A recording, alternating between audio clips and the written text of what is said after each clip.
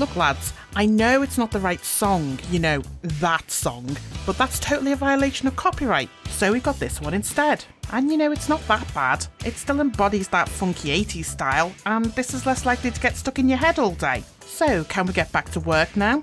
There's a ghost, totally behind you, literally behind you. And look, it's leaving an ethereal mess all over my nice new stairs. It's time to get out that Ghost Begone spray or the proton box thingy, whatever works best for you. Time to bust some ghosts.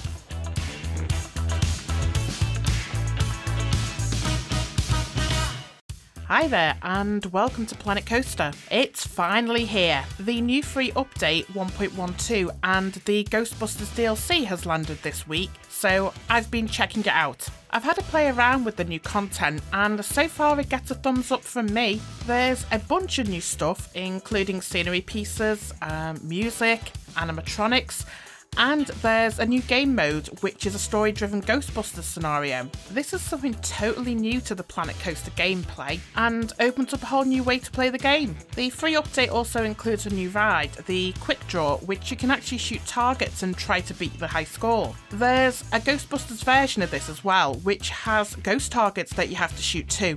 So if you're competitive at all, that is definitely something you should try out. There's also a new biome, which is basically the alpine biome with a city in the background. However, this also now comes with new terrain paint with a bunch of concrete tones. This is going to sound really odd now, but I absolutely love things that are ugly on purpose. So big, dirty industrial areas and things like that. So this to me is amazing.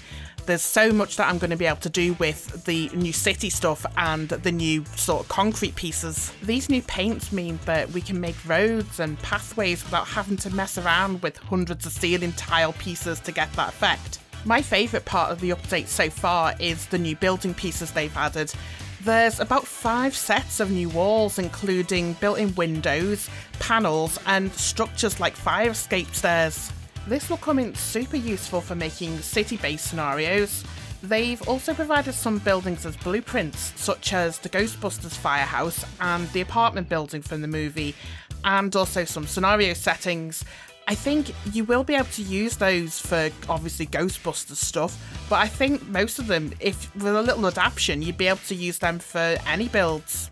So for the last couple of days, I've been working on something that ties in with the Ghostbusters theme. I've been building the New York Public Library. This is an iconic building and instrumental to the Ghostbusters story. It's the starting location they first encounter a ghost, the Grey Lady Eleanor Twitty.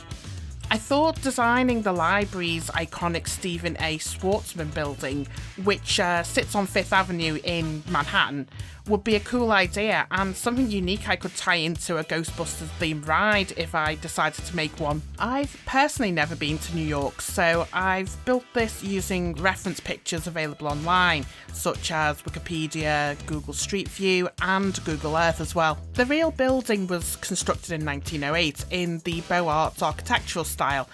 I won't bore you with a long history of the style. Basically, it means a lot of bold sculptural decoration, columns, fancy trims, a lot of stone pieces and symmetry. The symmetry aspect of this was super helpful to me in the build because it meant I could just copy and paste something from one side of the building over to the other. However, my detailing in the statuesque elements, I honestly haven't done the original justice because that's super difficult to do in Planet Coaster. To make anything detailed, you need to use a lot of the art shapes, and the straight edges and reflections on the art shapes in the game, that lends themselves better to replicating more modern designs like plastic or fiberglass structures. Trying to make stone pieces out of the art shapes, well, that just wouldn't work. What has helped me immensely, the new building sets included with the DLC have been really helpful, particularly the cast stone walls and trims. I've also used the new Hell Dog statues as a substitute for the lion statues at the front entrance. I had to make do with the mermaid statues to replicate the grand statues on the roof. Another awesome Ghostbusters piece that I've found really useful for building is the firehouse roof and the Gozer Temple building pieces. These pieces have been less reliant on the good old castle pieces and concrete flat roof to make ceilings and sidewalks. So, as you can see from the speed build, I started with the entrance working on the central alcoves and columns around the main doors. I knew that spacing might be an issue with this build to accurately model the fascia of the building, since placing wall pieces as one building wouldn't be possible. So I started in the middle in the hopes that they would all match up around each side of the building. I think it has done for the most part, with some artistic license going on around the back though. The stucco arch tunnel worked really well for the entrance, as well as the Victorian door. I think I've got this looking pretty close to the original here, using the opaque glass wall to get the look of the windows. I had some trouble making the big glass lanterns that hang above the door though.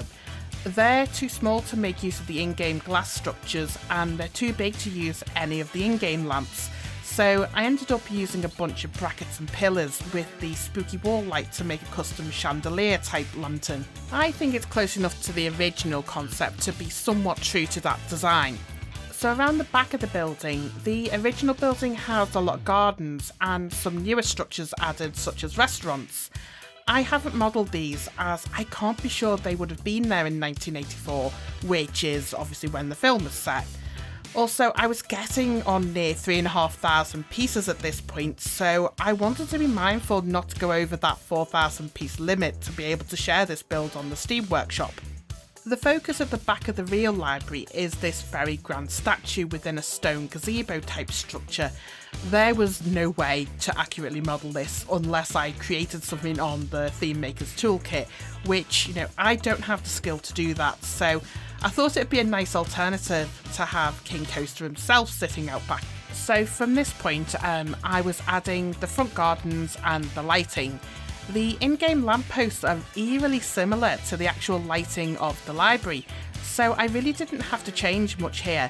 The old Victorian lighting must have still been popular in the early 1900s when the library was made. I softened the lights a little to give it more of a spooky vibe.